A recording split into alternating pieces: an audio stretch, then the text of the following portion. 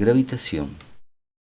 Uno de los procesos más que interesantes en la historia de la ciencia ha sido la evolución del ser humano en la comprensión del movimiento planetario.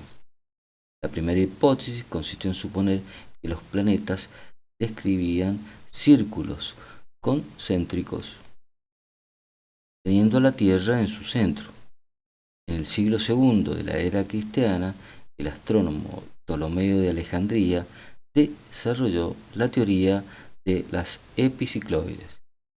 Para explicar las observaciones desde un sistema de referencia situado en la Tierra, suponía que el planeta describía con movimiento uniforme un círculo denominado epiciclo, cuyo centro, a su vez, se desplazaba en un círculo mayor concéntrico con la Tierra y llamado deferente. La trayectoria resultante del planeta es así una epicicloide. Pero tenían que recurrir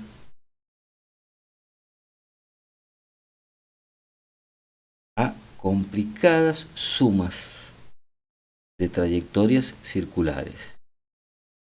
En el siglo XVI, el monje polaco Nicolás Copérnico, que buscando una solución más simple, abandona el modelo geocéntrico, proponiendo el movimiento de todos los planetas, incluida la Tierra,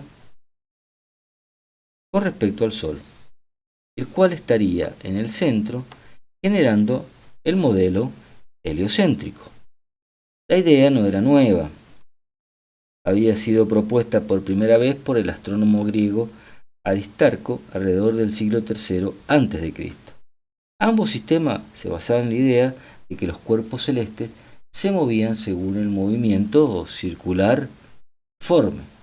Todo se basaba en la geometría porque aún no se conocía el concepto de fuerza.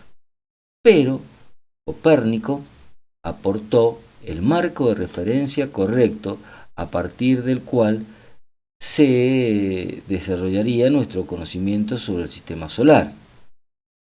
El Sol, el cuerpo más grande de nuestro sistema planetario, coincide prácticamente con el centro de masa del sistema y se mueve más lentamente que los otros planetas. Esto justifica el haberlo elegido como centro de referencia, ya que es prácticamente un sistema inercial. Johannes Kepler propuso 3 leyes del movimiento planetario, como resultado del análisis cuidadoso de las mediciones astronómicas de Tycho Brahe. Estas leyes, denominadas leyes de Kepler, son una descripción cinemática del movimiento planetario. Sin embargo, eran solo empíricas, es decir, se basaban en describir los movimientos gracias a cálculos matemáticos con base en la observación. Leyes de Kepler. La primera ley dice, que se conoce como la ley de la órbita, dice que los planetas describen órbitas elípticas estando el Sol en uno de sus focos. Observando la geometría del elipse, podemos decir que es el lugar geométrico de los puntos del plano cuya suma de las distancias a los dos puntos fijos llamados focos es una constante igual al producto de 2 por A. Y comparando, vemos que es mayor que la distancia entre los focos, llamada 2 por C. Para llegar a determinar la ecuación de la elipse, ubicaremos el origen de coordenadas cartesianas en el punto medio entre los focos, tal como vemos en el arreglo de la figura. Del triángulo formado por F1A y el origen de coordenadas, se cumple la relación pitagórica. A cuadrado es igual a la suma del cuadrado de los catetos, b cuadrado más c cuadrado. Y se mantendrá para cualquier posición que ocupe el punto A sobre la traza de la elipse. Así, cuando A ocupe la posición que sea de coordenadas x, y, en la traza de la elipse, las distancias f1a y f2a sumadas darán el producto 2 por a. Siendo f1a en coordenadas x menos c y f2a x más c y.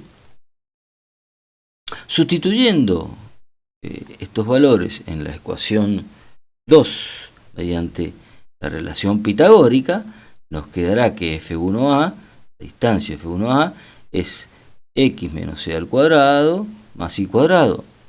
Y la distancia f2a, x más c al cuadrado más y cuadrado. Sabemos que esa es la suma 2 por a.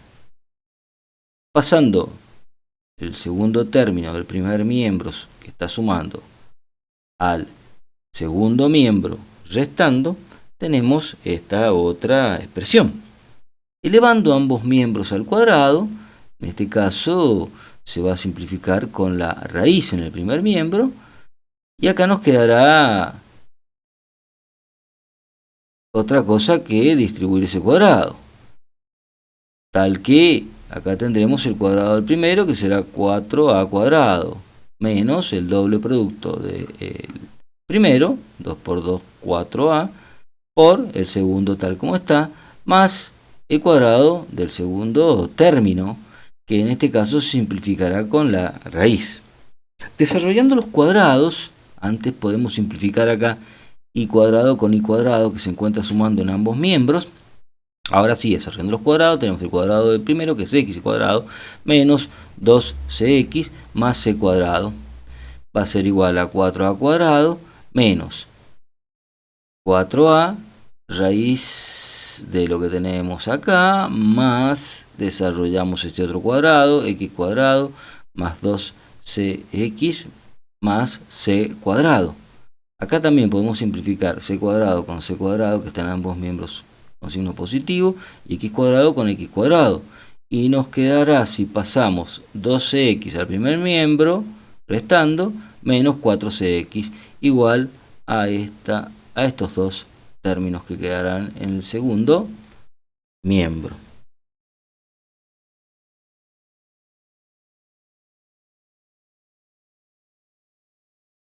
De tal manera que, si ahora esto, previo simplificar el 4 que está en todos los términos, en ambos miembros, si pasamos esto para que quede con signo positivo al primer miembro, tendremos que pasar cx sumando al segundo miembro.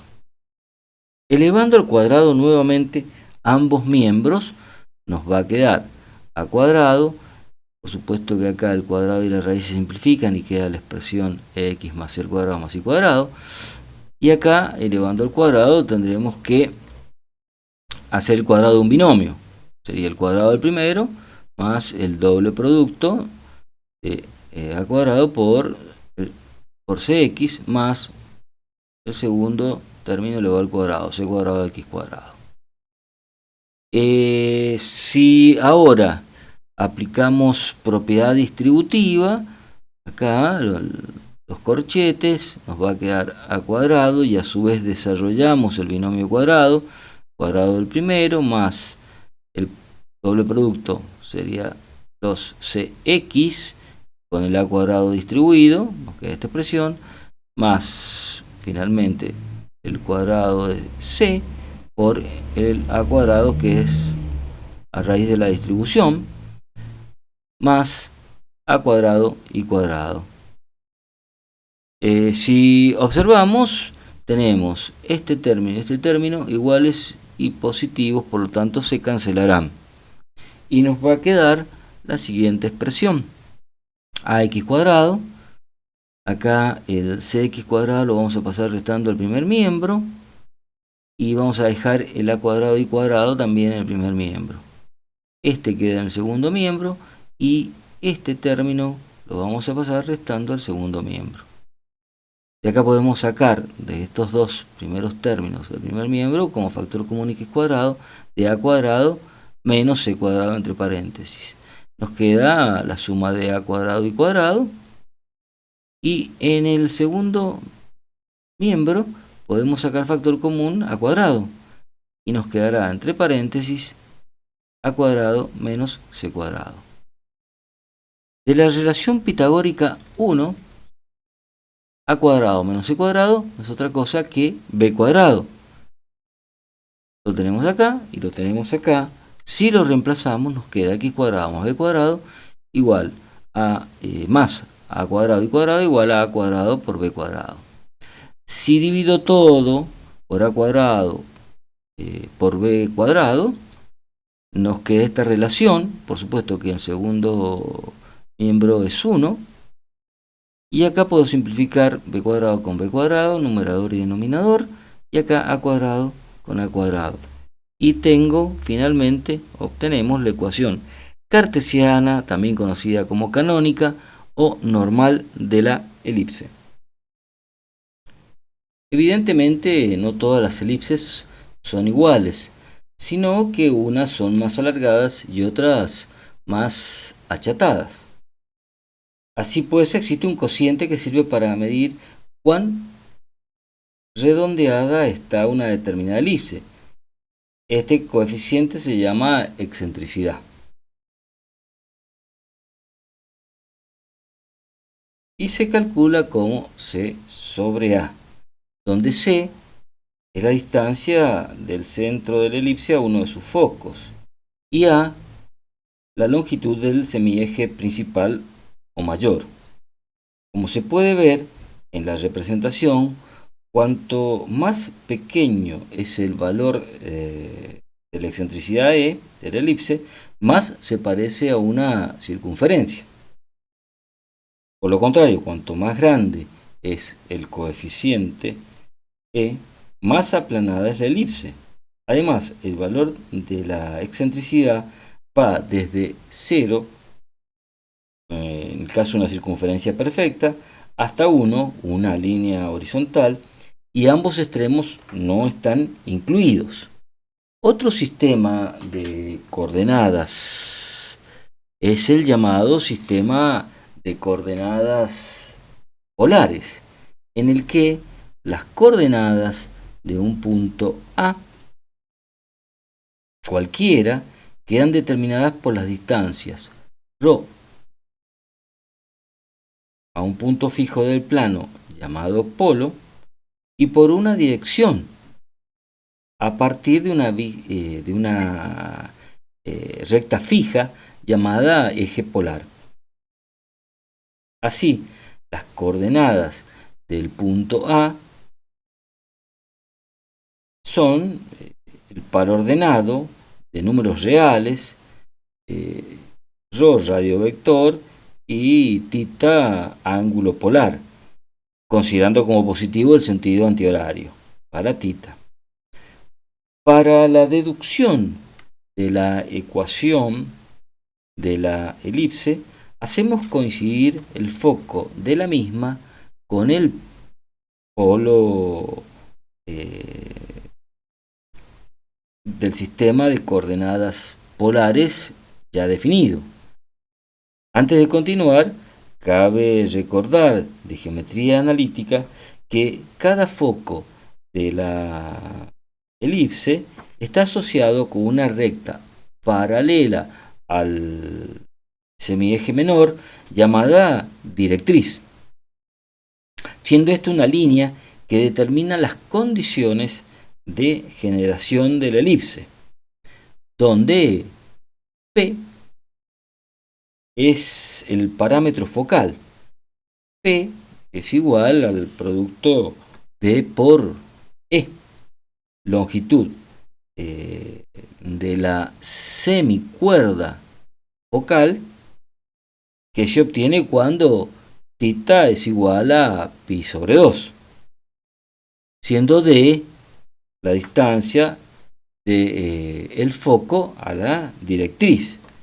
La distancia ahora sí, de un punto genérico cualquiera A de la elipse al foco F2 es una fracción constante de la distancia de ese punto A la directriz. O sea, F2A, distancia F2A, sobre la distancia del punto A la directriz. Si reemplazamos por los valores conocidos, F2A es ρ, y la distancia del punto A la directriz sería la suma de D más ρ por el coseno de θ.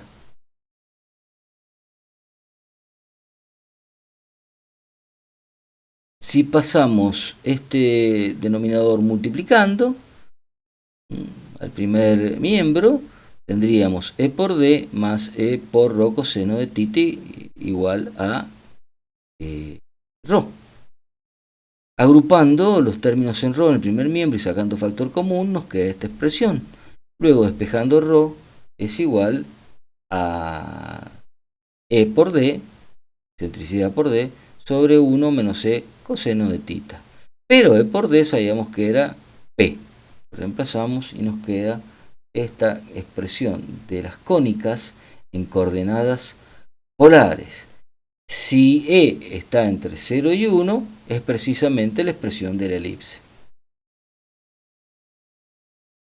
La segunda ley, que se conoce como ley de las áreas, dice que el vector posición de cualquier planeta respecto del Sol barre áreas iguales de la elipse en tiempos iguales. En un lapso de tiempo diferencial t muy pequeño, la línea que une el Sol con un planeta A describe un ángulo muy pequeñito, diferencial θ.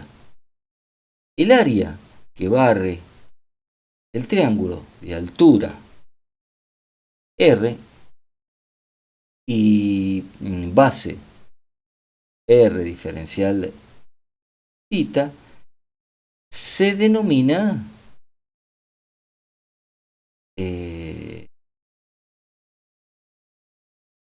diferencial A igual a un medio de la base R diferencial θ por la altura R, un medio de R cuadrado diferencial θ. La rapidez con que se barre esa área será diferencial A sobre diferencial tiempo y se denomina velocidad areolar. En la expresión nos quedará esto, estableciéndose por la ley que la velocidad del sector tiene el mismo valor en todos los puntos de la órbita. En definitiva, aunque la velocidad areolar sí permanece constante en todo el recorrido, para que se cumpla la segunda ley de Kepler, la velocidad instantánea, conocida como velocidad orbital del planeta, debe variar según el punto de su trayectoria y en que se encuentre y también del ángulo phi que formarán el vector posición R y la rapidez v. Además, si la trayectoria de un planeta fuese aproximadamente circular, con lo cual la excentricidad sería casi cero, implicaría que el phi, el ángulo formado entre el vector posición R y la rapidez en el punto, sería de 90 grados en cualquier punto de la trayectoria y por lo tanto el módulo de v sería constante. Es decir, estaríamos ante un movimiento circular uniforme. Cuando el planeta está cerca del Sol, se lo conoce como perihelio, su vector R1 es pequeño, vector posición. Y la derivada de θ con respecto al tiempo, que es la velocidad orbital V1 o velocidad instantánea, es máxima. Pero cuando el planeta está lejos del Sol, conocido como afelio, la posición, su radio vector R2 es grande. Por lo tanto, la derivada de θ con respecto al tiempo, o sea, su velocidad orbital V2 instantánea, es mínima.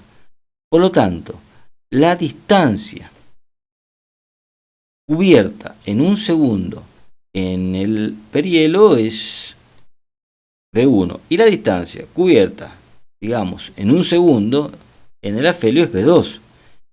En el esquema, el área barrida por el radio vector R2 durante un segundo después del afelio es un triángulo rectángulo de base V2 y área A2 igual a un medio de R2 por V2, un medio de la base por la altura. Del mismo modo, el área barrida por el vector R1 durante un segundo después del perihelio es un triángulo rectángulo de base V1.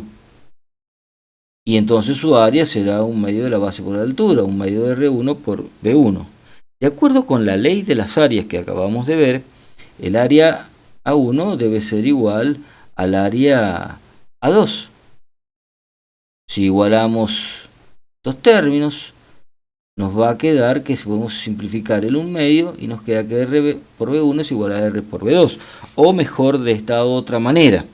Esta relación se cumple solo entre estos dos puntos de la órbita. En cualquier otro punto, la velocidad y el radio no son perpendiculares. La tercera ley, se denomina la ley de los periodos, dice que los cuadrados de los periodos orbitales de los planetas son proporcionales a los cubos de su distancia promedio al Sol y se expresa mediante esta ecuación, siendo K la constante de proporcionalidad. La ley armónica relaciona lo que tardan los planetas en completar una vuelta alrededor del Sol, que se conoce como periodo, con sus radios medios, o sea, la distancia media, que es la mitad de la suma de la distancia mayor y menor al Sol. De la ecuación observamos que los planetas se mueven tanto más despacio cuanto mayor es su órbita, donde la constante K demuestra ser la misma para todos aquellos cuerpos celestes que rotan en torno a uno determinado.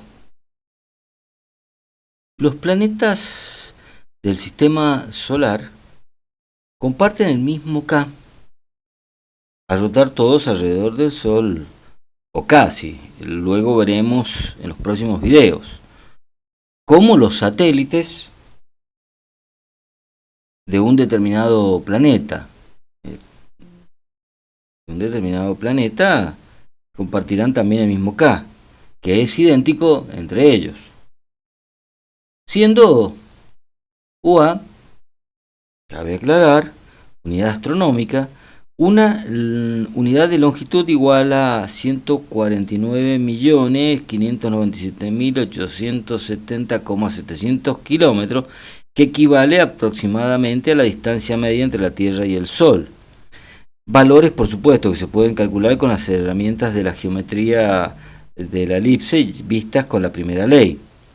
Sin embargo, para valores de excentricidad aproximadamente igual a 0, las distancias medias R pueden ser consideradas aproximadamente igual a la de un círculo cuyo radio es igual a la longitud del semieje mayor de la elipse asociada, es decir, R igual a A. Pero comprender, o para comprender, mejor dicho, las verdaderas causas del movimiento planetario, habría que esperar a Newton, quien en 1687 enunciaría la ley de gravitación universal, donde las leyes de Kepler emergen entonces como consecuencia de la naturaleza de la fuerza gravitatoria. Y eso será motivo del próximo video. A continuación, resolveremos el ejercicio 1227 del libro Física Universitaria de Szymanski, 13ª edición, que procederemos a leer. A. Use la figura 1318 del libro para demostrar que la distancia entre el Sol y el planeta, en este caso P, en el perihelio es 1 menos C por A, que en el afelio es 1 más C por A, y que por lo tanto la suma de estas dos distancias es 2A. La parte B dice cuando el planeta enano Plutón se encontraba en su perihelio en 1989, estaba casi 100 millones de kilómetros más cerca del Sol que Neptuno. Los semiejes mayores de las órbitas de Plutón y Neptuno son 5,92 por 10 a la 12 metros y 4,50 por 10 a la 12 metros respectivamente, y sus excentricidades son 0,248 y 0,010. Todos estos son sacados de tabla. Calcula la distancia más corta de Plutón al Sol y la más grande de Neptuno al Sol. C. ¿Cuántos años después de haberse ubicado en su perihelio en 1989, Plutón volverá a estar en su perihelio?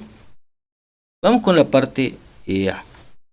Dadas las distancias en las figuras, vemos que las distancias del Sol al planeta en el perihelio están dadas por A menos E por A, o sea, esta partecita.